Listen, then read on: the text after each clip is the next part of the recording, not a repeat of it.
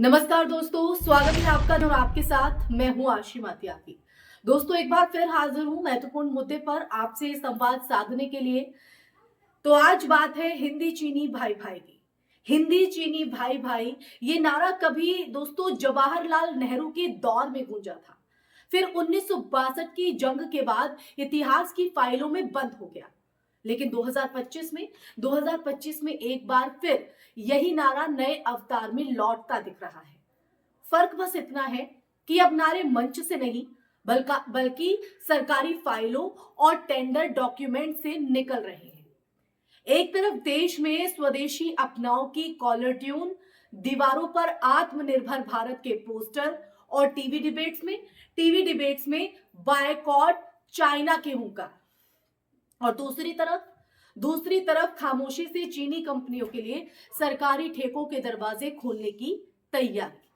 सवाल सीधा है, क्या ये मजबूरी है, रणनीति है, या फिर दोहरी राजनीति? गलवान के बाद का जो गुस्सा और आज की नरमी, 2020 में गलवान घाटी में भारत और चाइना के सैनिकों के बीच हुई झड़प ने पूरे देश को झकझोर दिया था।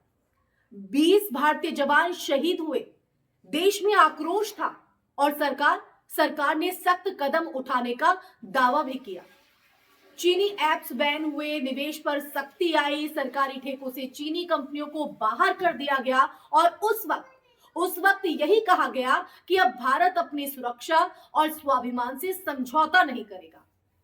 लेकिन राजनीति में अक्सर कहा जाता है, रात गई बात गई। कुछ साल बीते, कैमरे हटे, भावनाएं ठंडी पड़ी और अब वही चीन फिर से स्वीकार्य साझेदार बनने की कतार में खड़ा दिख रहा है। व्यापार के आंकड़े क्या कहते हैं दोस्तों, अब इस पर आते हैं। दरअसल सरकारी बयानों और राष्ट्रवादी भाषणों से अगर अलग देखें, अगर आंकड़ों की जमीन पर हम उतरे तो तस्वीर बिल्कुल अलग दिखती है दोस्तों। हालिया रिपोर्ट्स ये दर्शाती है कि अप्रैल से नवंबर के बीच चीन को भारत का निर्यात करीब 33% जो है वो बढ़ा है। यानी बॉयकॉट के नारों के बीच व्यापार फल फूल रहा है। कैसे? तो सच्चाई ये है कि भारत चीन व्यापार कभी रुका ही नहीं, बल्कि धीरे धीरे और गहराता चला गया। भारत आज भी इलेक्ट्रॉनिक्स, दवाइयों के कच्चे माल, सोलर पैनल, जो मशीनरी और खिलौनों तक के लिए चीन पर निर्भर है दोस्तों। और यही निर्भरता अब नीति निर्धारण को भी प्रभावित करती दिख रही है। सरकारी ठेके सिर्फ बिजनेस नहीं, सुरक्षा का सवाल, यह आज की चर्चा का दूसरा पहलू। सरकारी ठेके कोई साधारण सौदे नहीं होते हैं।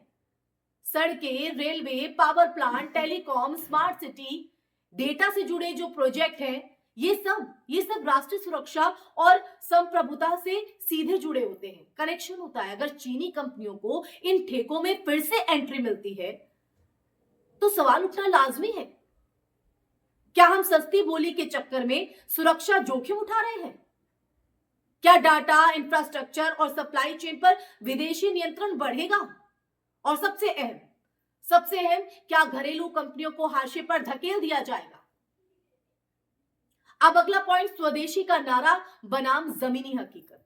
देश में अगर देखें दोस्तों तो सालों से स्वदेशी का शोर है, लेकिन स्वदेशी सिर्फ भावनात्मक नारा नहीं, बल्कि लंबी अवधि की औद्योगिक नीति मांगता है। जी हां, सस्ता चीनी माल भारतीय बाजार में आता है तो उपभोक्ता को तत्काल राहत मिलती है, लेकिन स्थानीय उद्योग दम तोड़ने लगता है। एमएसएमई सेक्टर जो करोड़ों लोगों को रोजगार देता है, करोड़ों लोगों को सबसे पहले प्रभावित होता है। और देखिए, यही कारण है कि कई अर्थशास्त्री चीनी डंपिंग को भारत की इकोनॉमी के लिए धीमा जहर बताते हैं, उसकी जैसा बताते हैं, जो दिखता कम है पर असर गहरा छोड़ता है। भू राजनीति और अंतरराष्ट्रीय दबाव पर आते हैं। आज की जो दुनिया है वो सिर्फ भारत और चीन तक सीमित नहीं है, आप ये समझिए इस बात को। अमेरिका चीन टकराव, टैरिफ वॉर और ग्लोबल सप्लाई चेन का पुनर्गठन, इन सब के बीच भारत संतुलन साधने की कोशिश कर रहा है, एक बैलेंस बनाने की कोशिश कर रहा है। ठीक है, होना भी चाहिए, पूरी तरह चीन से दूरी बनाना आसान नहीं, लेकिन आंख मूंद कर भरोसा करना भी खतरनाक है दोस्तों।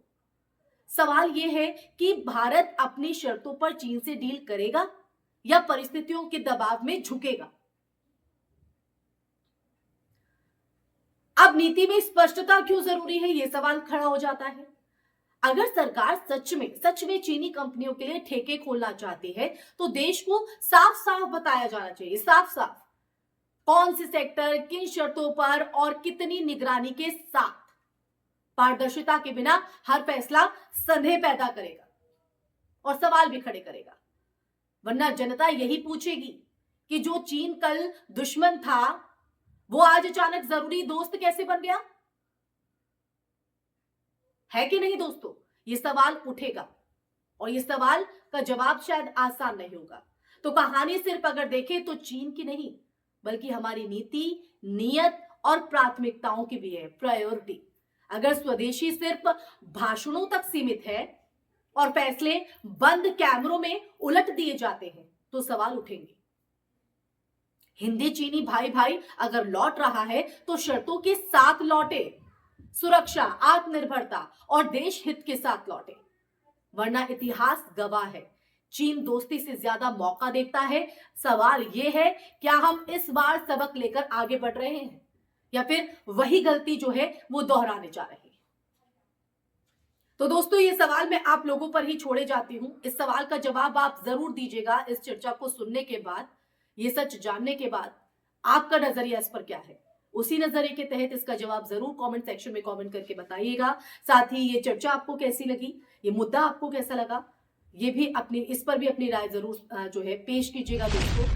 फिर हाजिर होंगी ऐसे ही मुद्दे के साथ, तब तक के लिए अपना ख्याल रखिए। जय हिंद, जय भारत, नमस्कार।